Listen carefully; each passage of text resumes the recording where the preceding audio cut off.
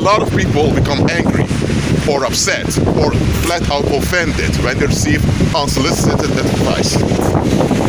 You didn't solicit it for an advice from someone, so you think, why is this individual interfering in my business? First of all, your business is a mental construct. It doesn't even exist. You have things going on that involves you, and that's it. Why am I talking about unsolicited advice? It's because if you have to ask for every good thing in your life, where would you be? How are you even aware if something is good or not? You don't know everything. Look, people are proud. At least they tend to be proud by default, due to the fallen state. There are some people who are not proud because they're delivered, but in general, the rule is people are proud. They want control. This whole craving for control is pride. They want to control everything. They are control creeps, not freaks, control creeps. So, when they are in a mess, instead of being open to receive solutions, they want to determine how to get out of the mess. If they knew how to get out of the mess, why are they still in it? The fact they're still in it shows that they lack knowledge and they don't know everything. They're not God, they can't control life. So anytime anyone comes by and they can hint to better options, they say, I never asked for your opinion or I never asked for your advice. You know what that is? That's pride. That's you wanting to play God, knowing full well that you're not God.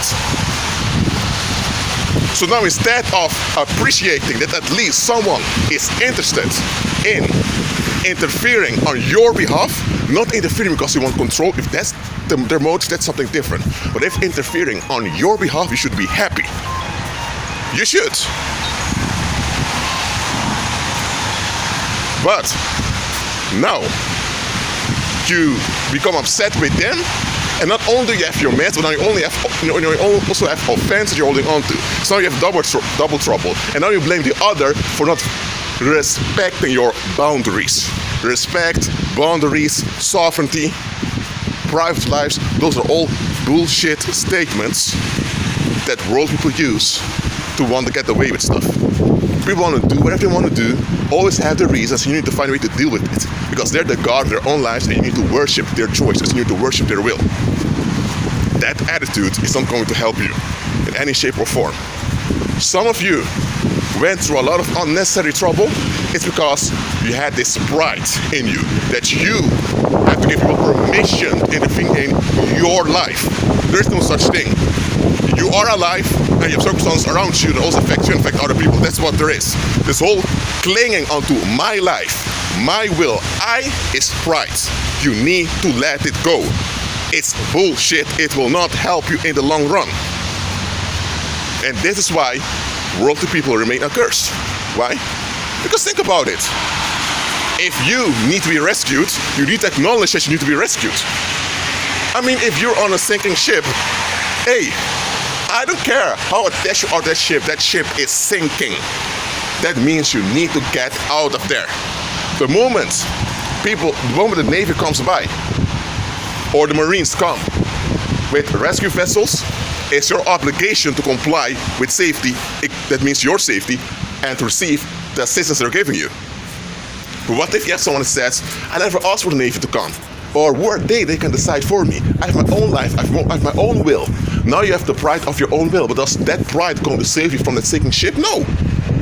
So now you are operating in darkness, blaming those that came for your rescue, and instead of receiving the rescue and continue in life, you're now stuck in a cycle of offense that will lead to self-destruction. So now you're clinging onto that.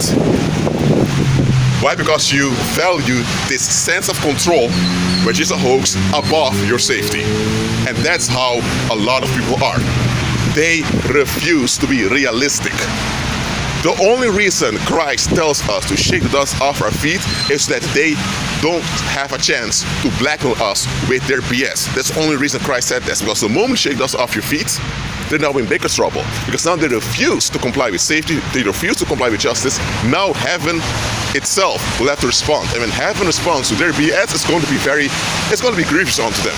Think about Sodom and Gomorrah. Think about Egypt. Think about all those other strongholds that thought they can make a statement against the Most High. What happened to them? Listen, I'm not saying that anyone that so-called comes and intervenes does that with the right motive. Neither am I saying that every intervention comes from God. I didn't say that. What I said is, let go of this I never asked for BS. Okay, so you never asked for help, but you're still in a mess. And that mess affects the human species. So now everyone else needs to accept the fact that you've chosen to be in that mess, but you don't care whether they asked for that mess or not. No. It's all about you, your will, privacy, sovereignty. Stop it. You're not sovereign. You'll never will be. You will be. You'll never be God. You will never have his throne. You won't. So stop with this cycle of offense, because it's only giving you a high at someone else's expense, but that high is short-lived. Afterwards, you're dealing with the after effects and side effects. It will not benefit you.